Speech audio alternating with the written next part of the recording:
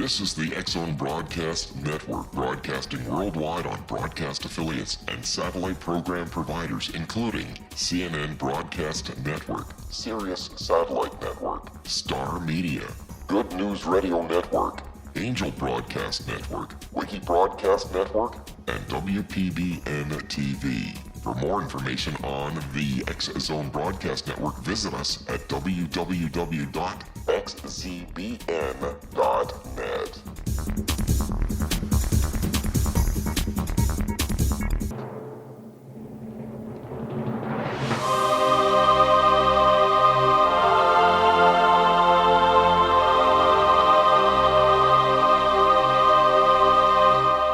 The Science of Magic with Gwilda Wiyaka is largely an opinion talk show. All opinions, comments, or statements of fact expressed by Gwilda Wiyaka's guests are strictly their own and are not to be construed as those of the Science of Magic or endorsed in any manner by Gwilda Wiyaka, Relmar McConnell Media Company, its affiliated networks, stations, or employees.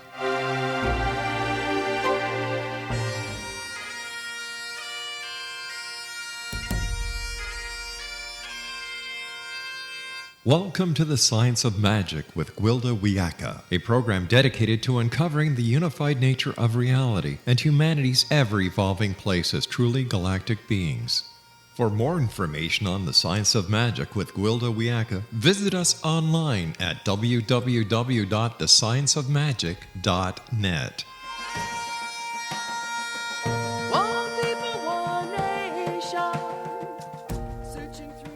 Hello, my friends, and welcome to the Science of Magic, a program combining the science and magic of today's leading topics to co-create new solutions and promote evolutionary thinking. I'm your host, Gwilda Wiyaka. This hour, we'll be exploring Feng Shui and the Uncluttered life. Every shamanic tradition has a provision for setting space. Whether it's living space or ceremonial space, the four directions, heaven, earth, and center, are all taken into account while designing the location to flow with the power of nature.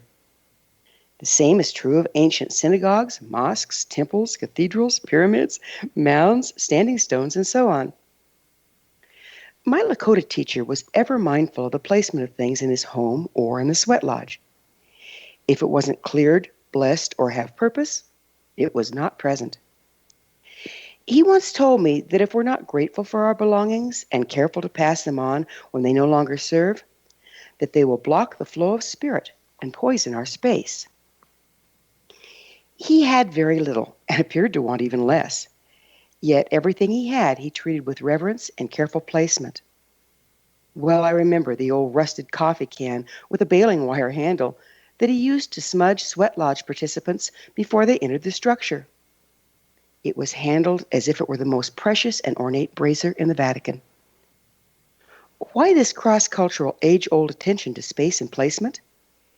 Is it superstition, or did the ancients understand something that we've forgotten about the power of aligning with the flow of nature?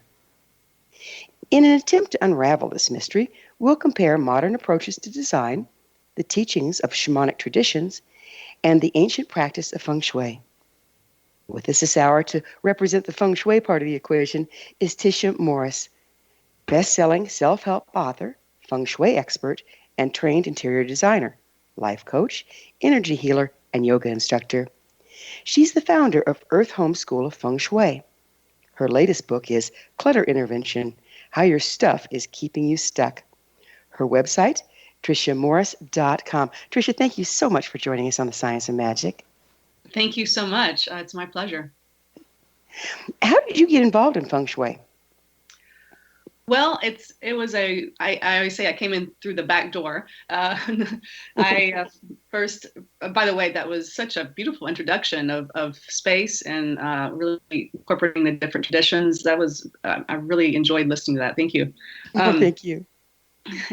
So I first was a practicing attorney, and a very unhappy practicing attorney at that. And I was trying to figure out what to do differently. And so I went to interior design school. I was drawn to spaces, to homes. It was the first time really in my life where I really went towards what felt right, or what felt fun, or what felt interesting. So I kind of followed it really for the first time. But then I was a little bit disappointed in that when I was almost finished with my degree, I ended up finishing it out, but I realized I did not want to be an interior designer. It was still too technical. It's a lot more technical than a lot of people realize. And so, but around that time, I started doing lots of yoga, and always call yoga the gateway drug into the healing arts. And it is, yeah. Yes, so that was it for me. I began to understand, this unseen world of energy and going on, and I got into energy healing. And then around that time, I bought a house that needed a complete renovation. And I hear this a lot from clients and readers of my books now, that they have experienced a similar thing where as they start to renovate a home, their life really starts to change as well. You undergo a simultaneous renovation with your home. So this happened for me, and I wrote all these synchronicities, or call it synchronicities, or this correlation of my energy and the home's energy being renovated at the same time. And because I knew it needed to be a book one day, and it did become a book one day. And so I started to see, and it showed up in my dreams, and this correlation of our energy and our home's energy. And I was was really fascinating to me. I delved in it more and more and more, and realized that it's called Feng Shui. So what exactly is Feng Shui? Yes, well, you gave such a great introduction or explanation of it. It could be hard for me to do any better than you did. It is about aligning our home's energy with that of nature, and nature.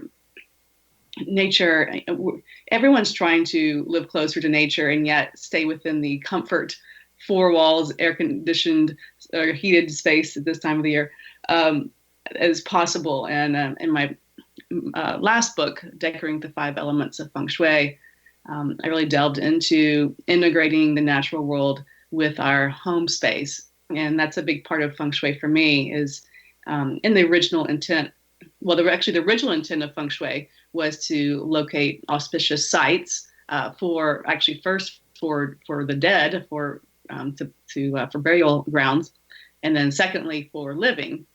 And then it's more in our modern era that we actually have brought it into the house, into the home. So what we think of Feng Shui is actually definitely a more modern take on it. And so how we see Feng Shui now is aligning our space to the good chi, the good fortune, the good auspicious energies that are around us. Go ahead. Oh, it's okay. Where did it originate? Feng Shui originated in China, and the actual date is unknown, because it was only passed down orally. It was never written down for the first several thousand years or so, and so there's no actual start date. But I think cultures around the world were practicing a version of it, probably at the same time before it was really written down, because all cultures have had a reverence towards space. And you really spelled it out really nicely in the introduction with the Lakota traditions and such. And so you have, all cultures have some reverence for that, and they call it different things. And in Hindu, it's Vastu, and the Balinese have the Balinese space clearing bells that they're known for. The Native Americans have the smudging and things like that. I think it's really in our Western world. I'm going to pick on the United States for a second, where we've kind of like finally jumping on the figuring out that space is really important. And we're even seeing this in the business world of how, these forward-thinking corporations are really putting a lot more consciousness and emphasis on space, on function, and environment. Yeah, you said something that kind of perked my ears. It sounds like we're doing this backwards of the way it was originated. You said it was used first to pick a spot on the planet to create then something, versus go into a spot and try to align it with the energy. Could you go into that a little more? Or we're working with ley lines here? Yeah. So Feng Shui translates to wind, water. So Feng Shui is wind, water. And that's because it's all about the land. Feng Shui always starts with the land. So it's how the wind and water shaped the land. And so they would look at the actual land to see where the auspicious sites were. Yeah, I think you're right. There were probably other cultures using ley line type techniques in a similar way. But the Chinese through Feng Shui would look at the land formations, the mountains and valleys, and which, is yin and yang. Right. Mm-hmm. Animal totems to name the different land formations. I find this even today in a very modern application when I go to the suburbs and I go to a subdivision and I go to my client's house, and in their backyard is where all the drainage from the neighborhood stops. That's not ideal land. Glup. Yeah.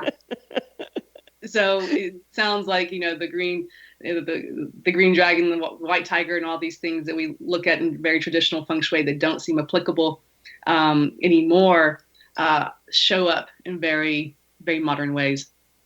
So how much does, or does it at all, sacred geometry have? I know a lot of the cathedrals, a lot of the major structures were built with sacred geometry as well as ley lines and energy flow in mind.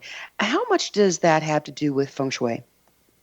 Oh, wow. I love sacred geometry. It's not really technically part of Feng Shui, but again, it is about energy and spaces. I think sacred geometry was probably more used as far as in the way we think of it, probably in more of the European areas early on with geomancy and finding the ley lines. And so I think that is another version of different cultures doing some similar things. Well, sacred geometry is very linear, while Feng Shui, wind and water, is very soft and yin. Yeah. So Feng Shui actually comes out of Taoism. And Taoism is kind of the overarching or the umbrella over Chinese medicine. And under Taoism is where we get acupuncture and a lot of other Chinese medicine modalities. And so Feng Shui falls under that. So an acupuncturist and a Feng Shui expert can talk the same language, which is the 5 elements, yin and yang. And so yes, yin and yang are the cornerstone or foundation of Feng Shui. And of course, yang is the divine masculine, yin being the divine feminine.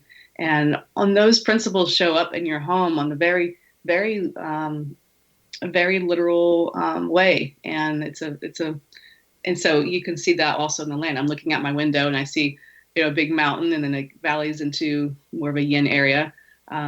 So all these principles, while they seem kind of theoretical, are very practical. Mm-hmm. Yeah, we're just about out of time in this segment, but when we come back, I'd like to go into the masculine and feminine and why it's so important to blend them rather than just have everything either all straight lines or all curves. It seems like we dance between the two and never seem to get the two blended in this culture. Yeah. Yeah, I'd love to. Yeah, great. Well, it is that magic moment. Time for our short break. But first, let me tell you about an exciting upcoming provision for those interested in spiritual evolution and personal empowerment, shamanic style. Path Home Shamanic Art School, Galactic Shamanism, Art of the Ancients, Key to Tomorrow, and Children of Tomorrow, Galactic Gatekeepers are revolutionary, affordable series of online classes designed to guide and support you and your family during these times of transition.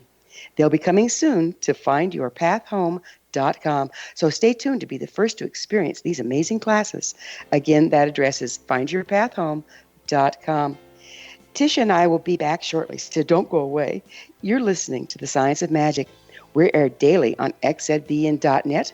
Prior episodes can always be accessed free of charge on our website, thescienceofmagic.net.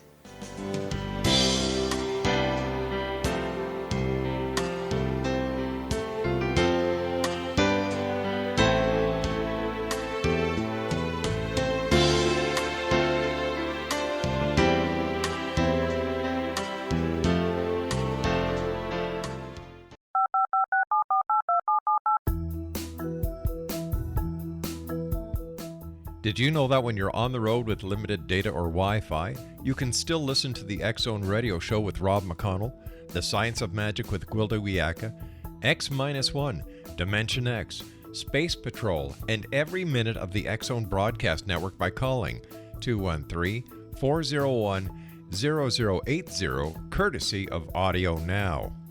No smartphone, app, or internet needed. It saves your data plan, and it's free if you have unlimited minutes. Call 213-401-0080 to listen on any phone, anytime, anywhere. Remember 213-401-0080 for the best of the paranormal, parapsychology, and sci-fi radio programming anywhere, 24/7, 365. This is the X-Zone Broadcast Network, broadcasting worldwide on broadcast affiliates and satellite program providers, including CNN Broadcast Network, Sirius Satellite Network, Star Media, Good News Radio Network, Angel Broadcast Network, Wiki Broadcast Network, and WPBN TV. For more information on the X-Zone Broadcast Network, visit us at www.xzbn.net.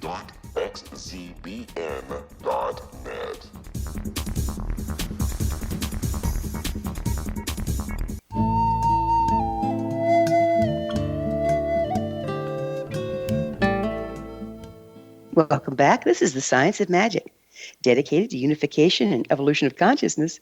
I'm your host, Gwilda Wiyaka. Our special guest this hour is Tisha Morris, Feng Shui expert and author of Clutter Intervention, How Your Stuff is Keeping You Stuck. Her website, tishamorris.com. Tisha, we were about to go into the balance between masculine and feminine and how it's expressed in Feng Shui.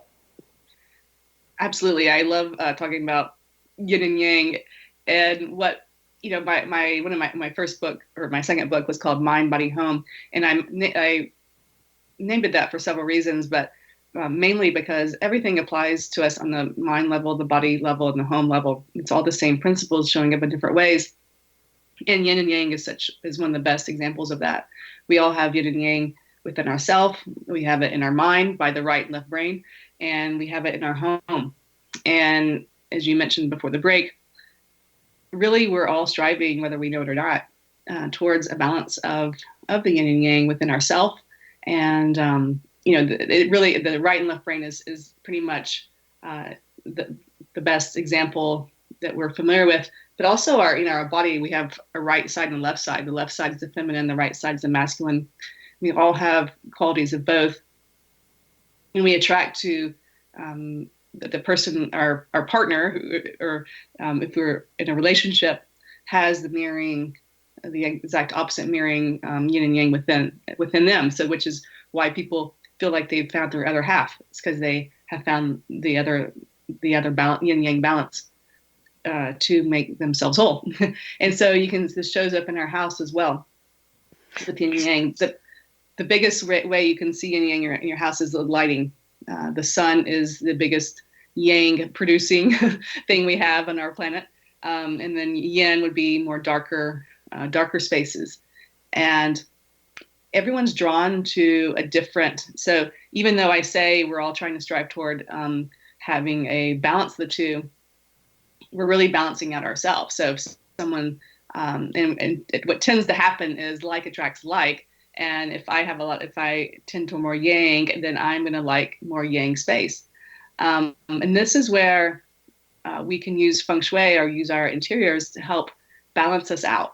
And so if I find, so I live in the desert where it's like sunny, all year round, and especially in the summer when it's way, way, way too hot, and which is all very yang energy. And so I'm gonna crave a little bit more yin energy to help balance out. So the regions, areas of the country or areas of the world also have yin and yang. The city of LA or New York is very yang. Even the way the streets are very gridded, very straight line streets. Whereas, for example, San Francisco would be more yin. They have more, you can see the streets have more of a curve to them. The city's built more on a hills. And so the yin yang and there's a lot of factors to look at. So that counterbalancing, and I'm sure, we're not talking about being a man or being a woman, but the balance within each of us, night and day, light and dark, active and passive, can be counterbalanced by the way we arrange our homes and the lighting in our homes? Absolutely. Yes. That's one, Feng Shui, there's so many uses for it, but I look at Feng Shui as a healing modality. And to me, it's kind of been lost out of the holistic pie of modalities. But yeah, we can arrange our home or make changes in our home that help balance out our energies. So in my book, Decorating the Five Elements of Feng Shui, so yin and yang, and then under yin and yang we have the five elements, which breaks down yin and yang energy into a little more of a fine-tuned. And so in that book, you can find out what element you are, and then you can decorate per your element. And so, but see what tends to happen is, for example, a fire element, which is the yang, which is very yang, will sometimes be drawn to a lot of fire in their interiors.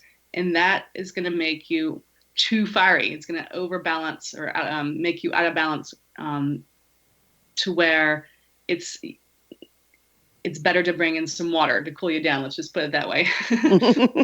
Got it. So, another thing that comes to me is I'm a neat freak, and a lot of mine is, I think, because of a head injury. If I have too much going on around me, it just clutters my mind. But I'm also a clean freak, and I find that cleaning and arranging things frequently keeps the energy flowing. Would you speak to that? Yes. Well, first of all, you're probably a metal element.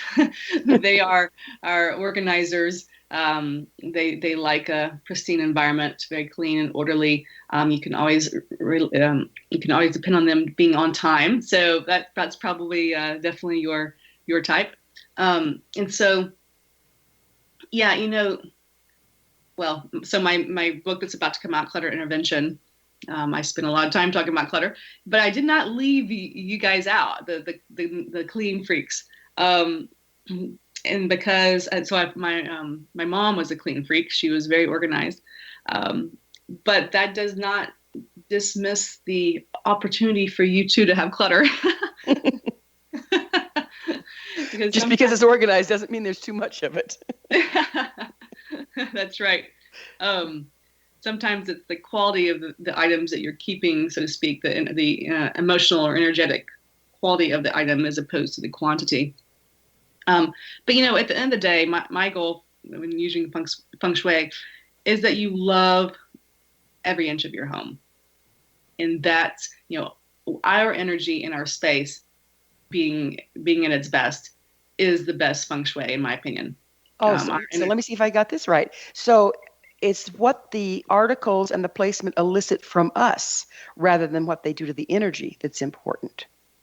Absolutely. I mean, I think that's probably a both. It's a both statement or an and statement instead of an or, because sometimes our shadow sides can show up in our home, and so sometimes we can put a picture of a sword going through a heart in our love corner and wonder why we're not finding love. So our shadows do show up in our home, but for overall, we want to love our home. Our own energy is a big part of the energy in our home, and so our space should support us, not challenge us. And unfortunately, so many people come home and their home does not have that feeling of support. So like if there's angst between people in the home, that's going to affect the Feng Shui, no matter how perfectly it's set up. Yeah, it's kind of like the chicken or the egg. I'm not sure which comes first, because bad Feng Shui. I never use that term, but bad Feng Shui can promote arguments in some ways. If it's a bad floor plan flaw, or something's off with the Feng Shui, then yeah, it will be an attractor to negative energy. But what's interesting, it's like it is a chicken or the egg, because we don't just end up in spaces with bad Feng Shui. You have to be a vibrational match to it.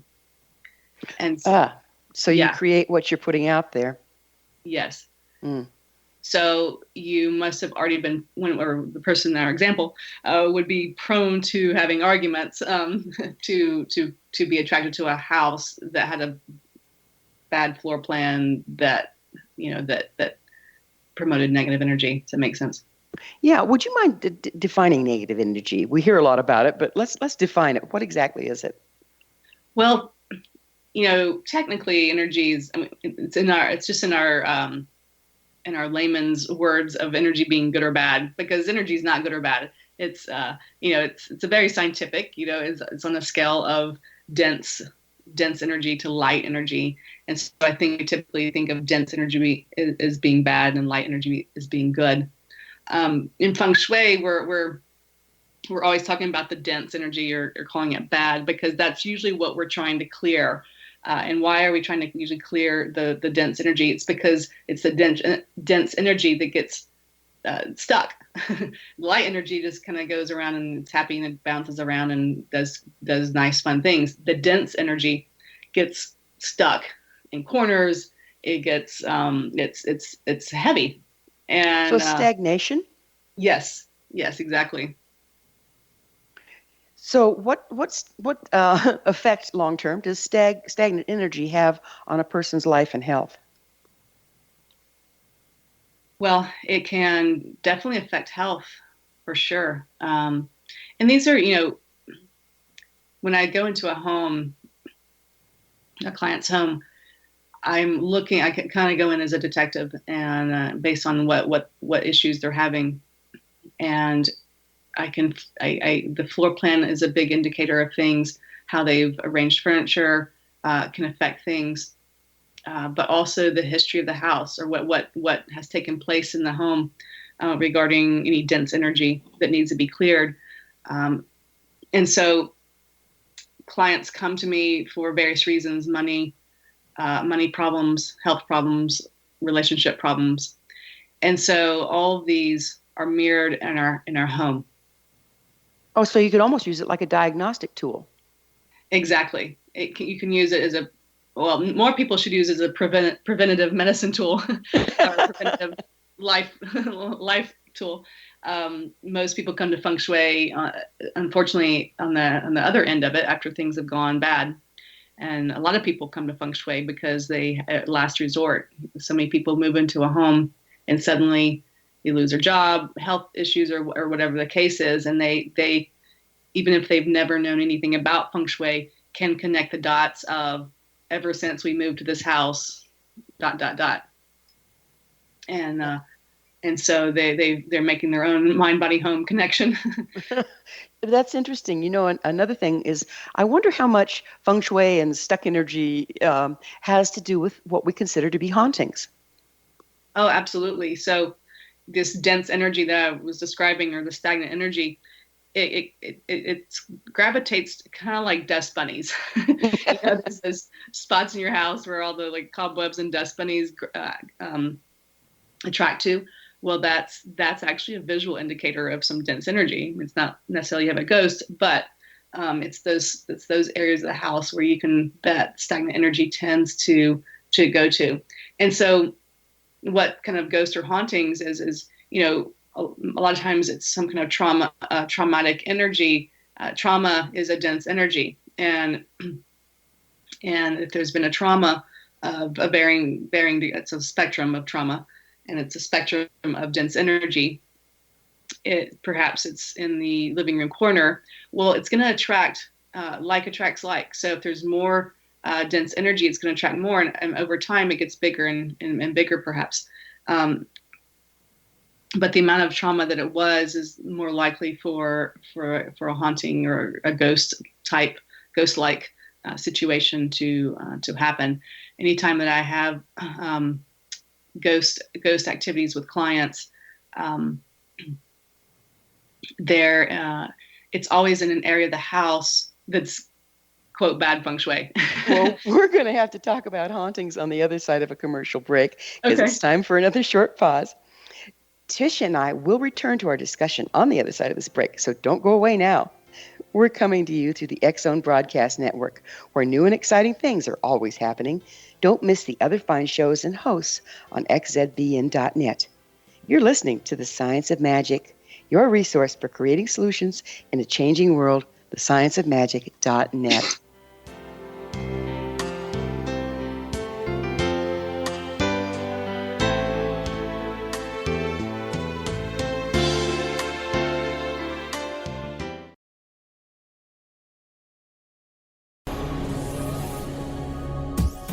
This is the TSOM Broadcast Network, broadcasting worldwide on broadcast affiliates and satellite program providers, including CNN Broadcast Network, Sirius Satellite Network, Star Media, Good News Radio Network, Angel Broadcast Network, Wiki Broadcast Network, and WPBN TV. For more information on the TSOM Broadcast Network, visit us at www.xzbn.net.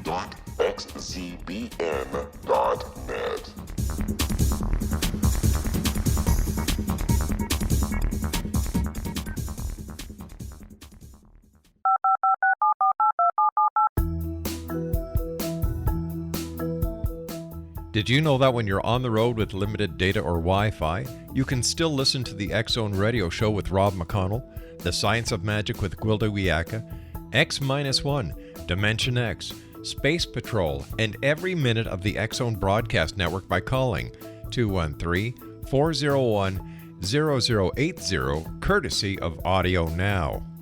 No smartphone, app, or internet needed. It saves your data plan and it's free if you have unlimited minutes. Call 213-401-0080 to listen on any phone, anytime, anywhere. Remember 213-401-0080 for the best of the paranormal, parapsychology, and sci-fi radio programming anywhere, 24/7, 365.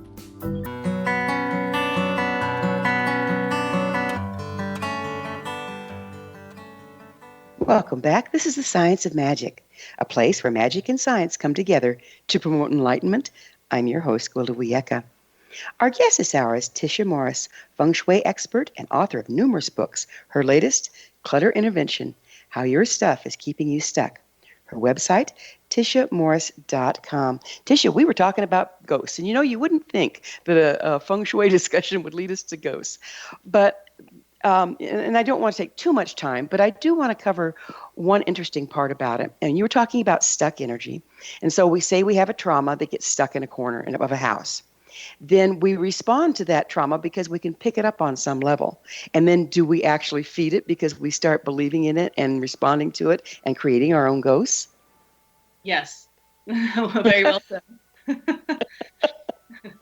Now, sometimes the trauma could be the trauma within if depending on the sophistication of the entity, it could be stuck because of unfinished business.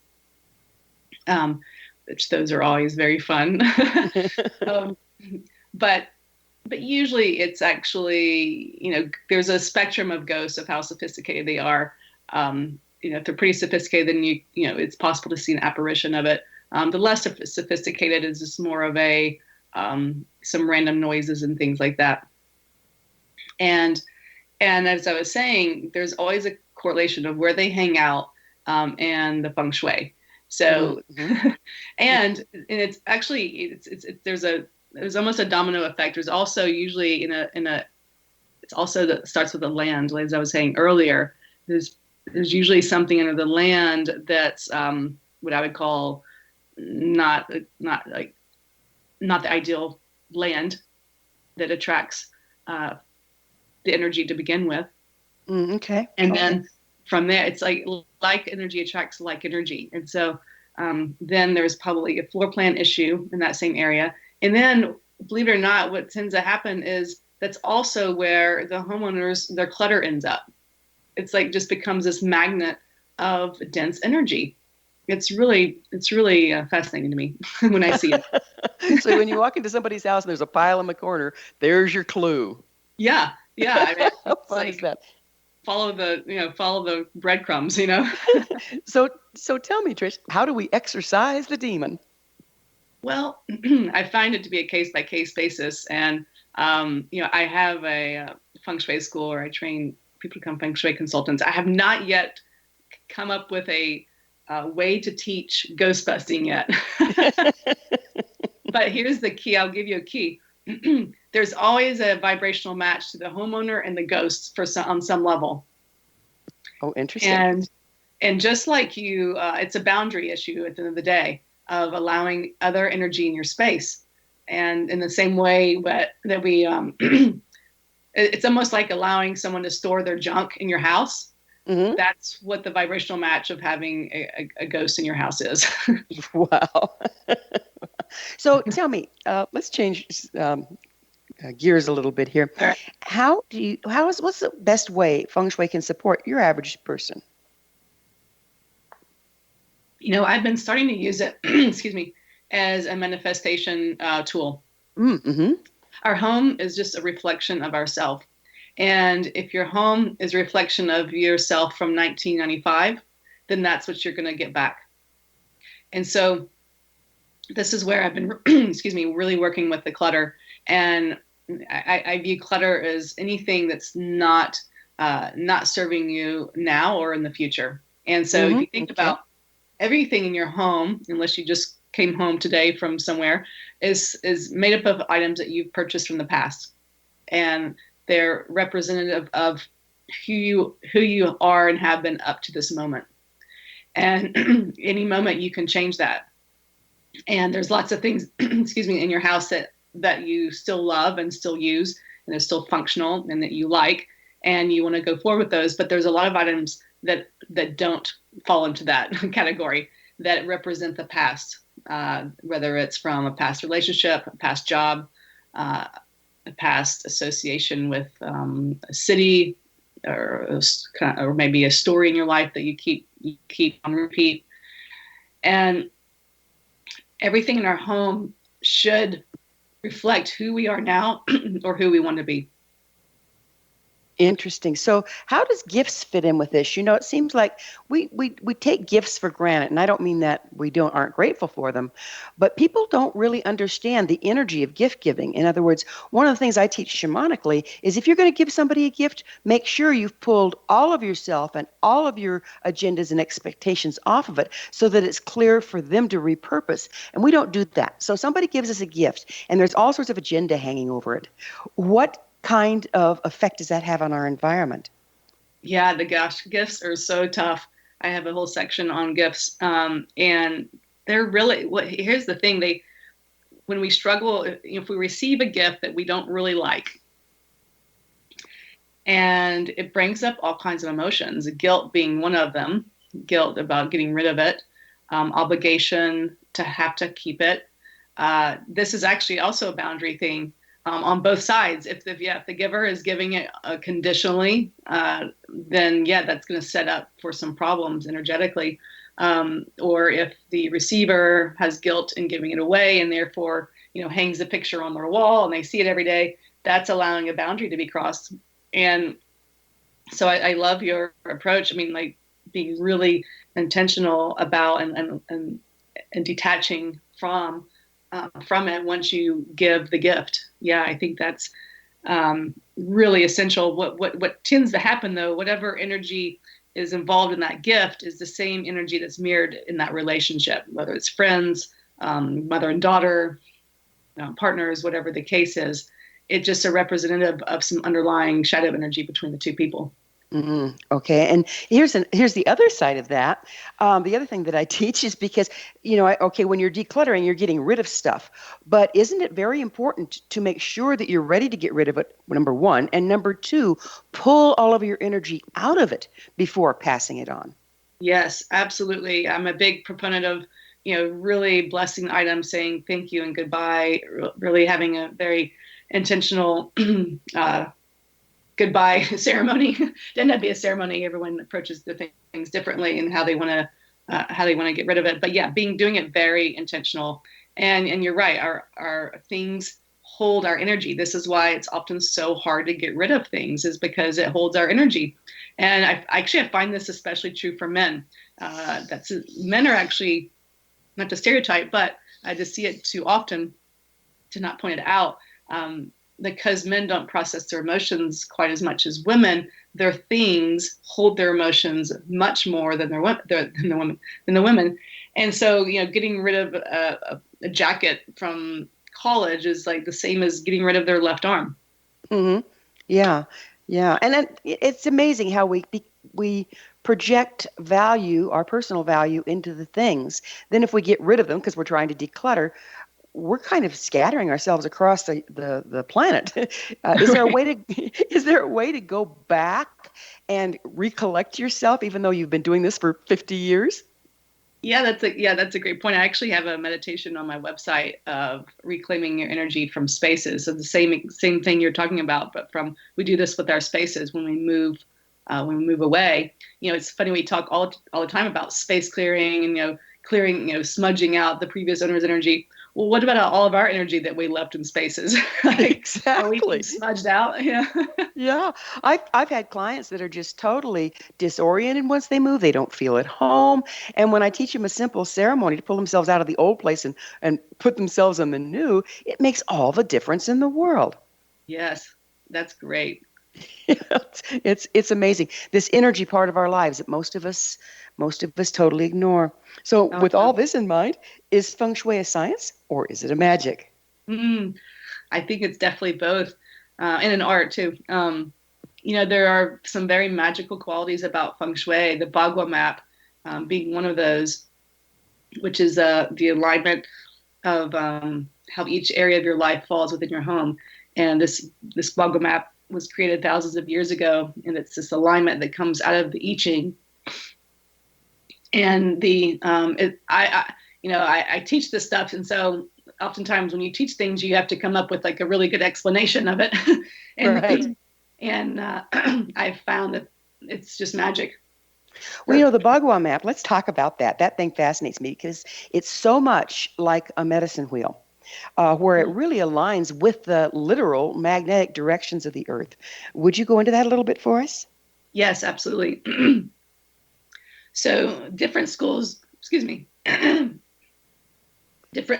Feng Shui align it differently. And the Eastern versions align it with the compass directions, as you mentioned. But the more Western versions actually align it with how our human energy comes into the space.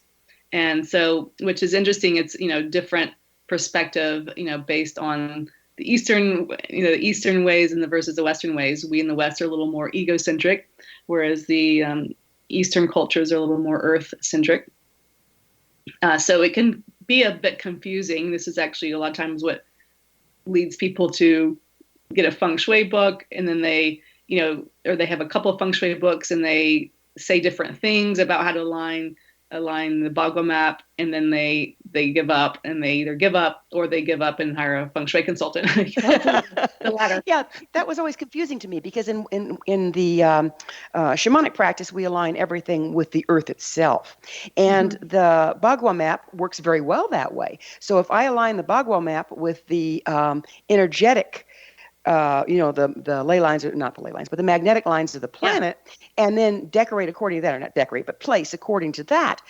It's congruent with my practice. However, I've read some other books where they say, no, you align it with the doorway. Yeah. How do you walk into the room? And I'm going, huh? This doesn't align. But that works for people that think more that way, do you suppose? Yeah, this is an ongoing debate within the Feng Shui community. What I found is you go with the one that resonates with you the most, and obviously with your shamanic trainings, that's the one that resonates with you the most, and you go with it, and that's how you do it. I prefer the more Western version of the human energy and the doorway, because I think in my opinion, in Feng Shui, our human energy has been downplayed, and as far as our energy in the home. The human energy in the home. I think our human mind and our human energy is just really important to take into consideration. And yet the Earth's energy, obviously, I can't downplay the Earth's energy either. They're both pretty powerful in their own right. And so, I tell people, pick one and go with it. They're both right in some way. And so, yeah. I found, and we're just about out of time in this segment, but I found that if you have a house that sits catty corner to the magnetic north, picking the human way and aligning to the doorways just tends to work a little better. That's a good point. Yeah, that's true. It could be case by case situation. Yeah. Amazing stuff. Well, we're going to have to take another break. Tricia and I will be back shortly, so don't you dare go away. This is The Science of Magic, your resource to altruistic professions of science and the esoteric, working to create common ground for the betterment of our world, thescienceofmagic.net. Join our forum to share your thoughts as we continue the adventure of co-creating new solutions. scienceofmagic.forums.com. Tricia and I will be back on the other side of this break to discuss corners, round things, and more feng shui, so don't go away.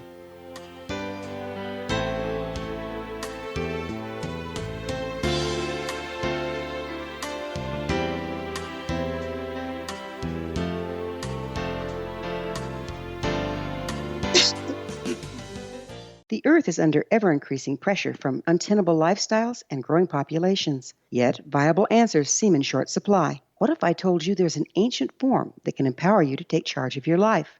What if your entire family could be enfolded and supported by life itself, finding safe passage through challenging times? I'm Gwilda Wiyaka, founder and director of Path Home Shamanic Art School, with great news: an upcoming series of leading-edge online affordable classes based in an ancient form of shamanism, easily learned and used by your entire family. Galactic Shamanism, Art of the Ancients, Key to Tomorrow are a series of online adult and children's lessons instructing your entire family on natural law, how to cooperate with and be supported by the powers of the universe. Visit findyourpathhome.com to find these unique and powerful classes. This is the TSOM Broadcast Network, broadcasting worldwide on broadcast affiliates and satellite program providers, including CNN Broadcast Network, Sirius Satellite Network, Star Media, Good News Radio Network, Angel Broadcast Network, Wiki Broadcast Network, and WPBN TV. For more information on the TSOM Broadcast Network, visit us at www.xzbn.net.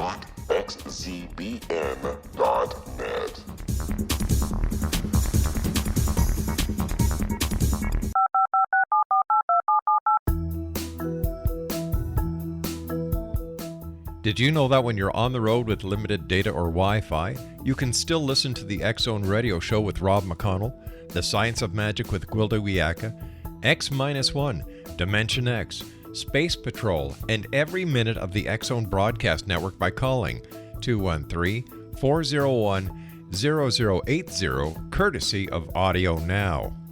No smartphone, app, or internet needed. It saves your data plan, and it's free if you have unlimited minutes. Call 213-401-0080 to listen on any phone, anytime, anywhere. Remember 213-401-0080 for the best of the paranormal, parapsychology, and sci-fi radio programming anywhere, 24/7, 365.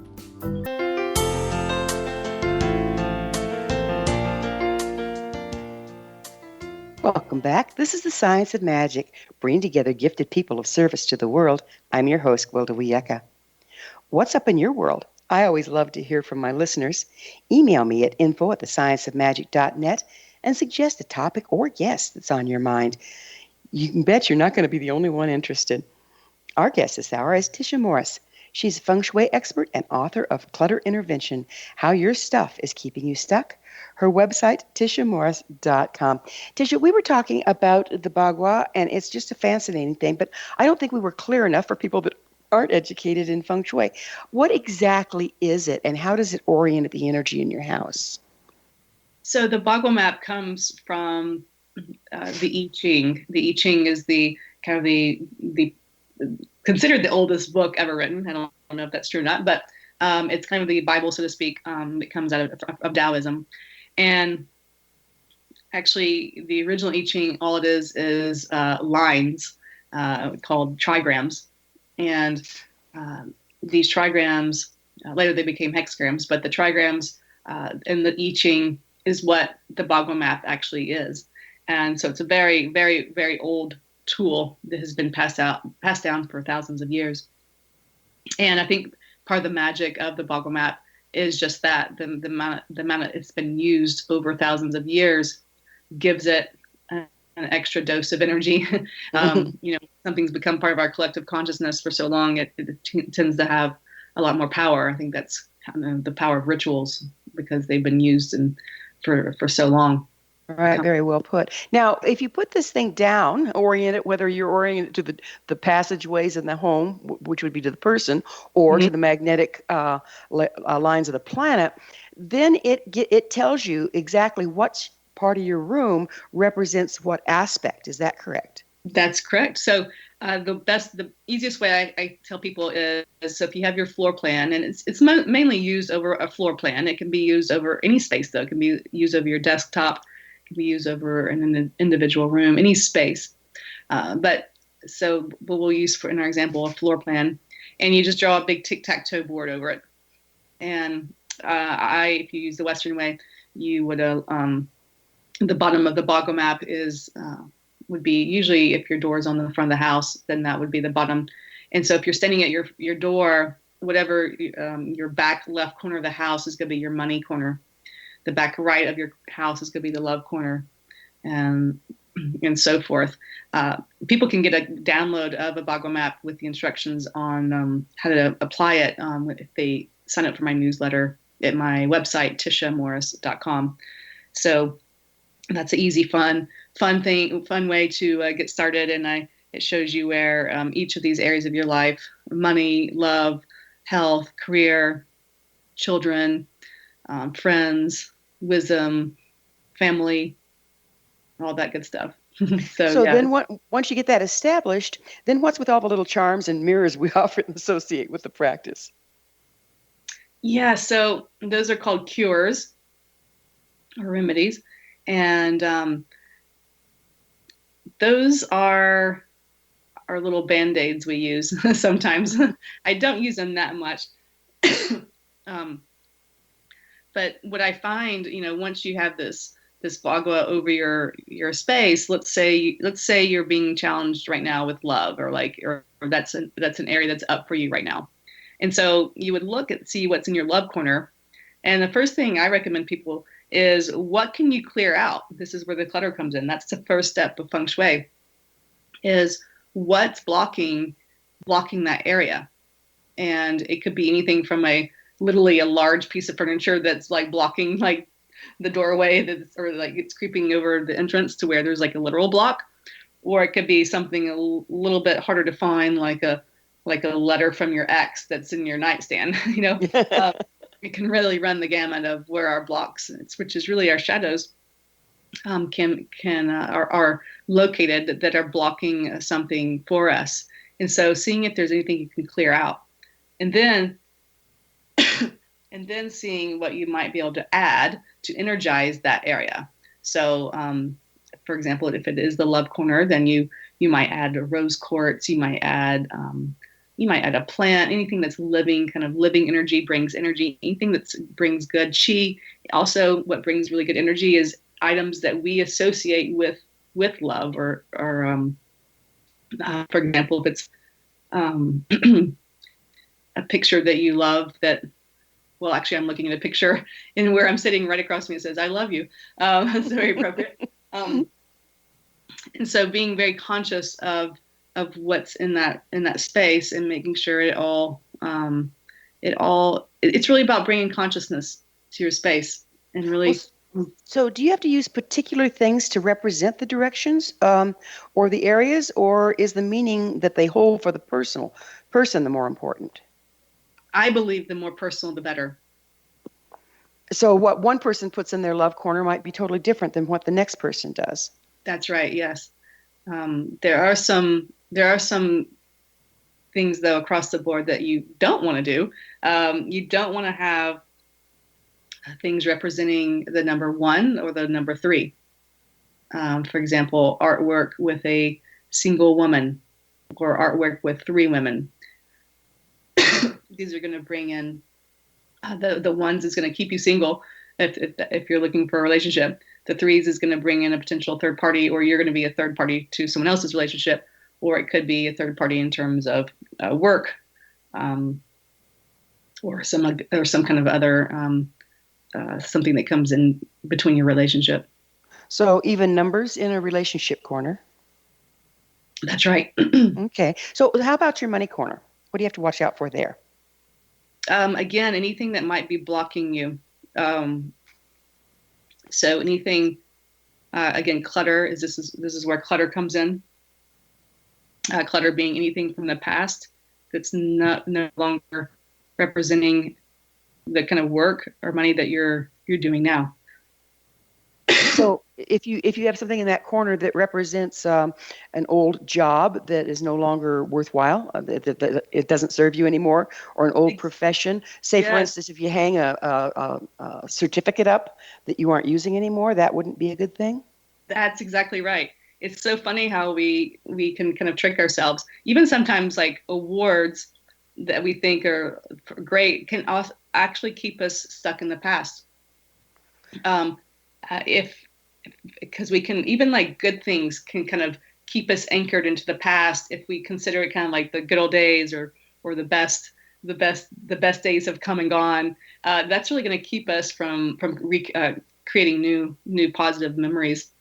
So yeah, and it comes up a lot in work situations. If you still have a certificate or whatever for best salesman, 1998, and you're now in a completely different field and job, and you're still kind of hanging on to that your heyday, that's going to keep you anchored to the past. Yes.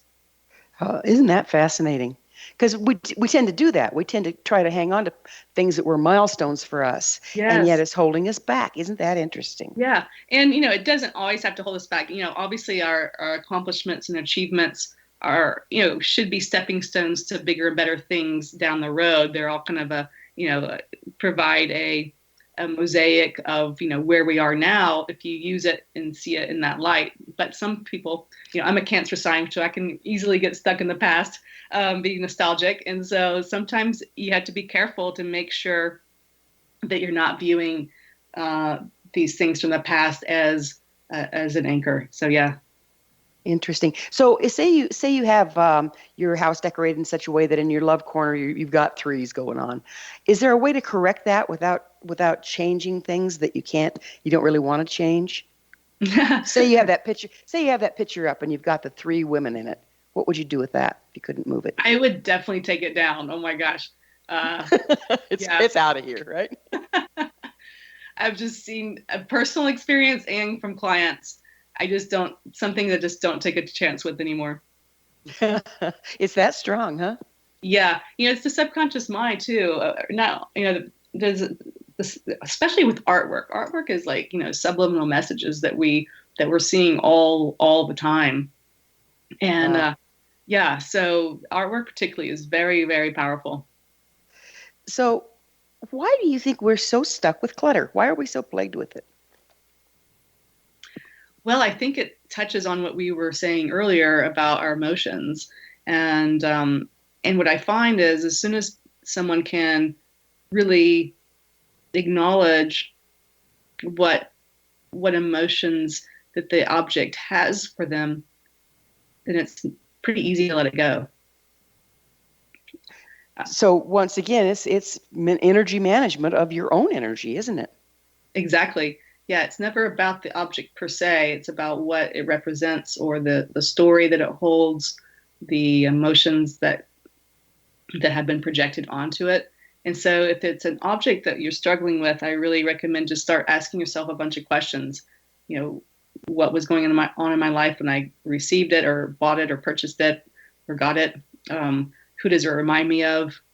What stories does it remind me of? And you'll really quickly get to the root of it.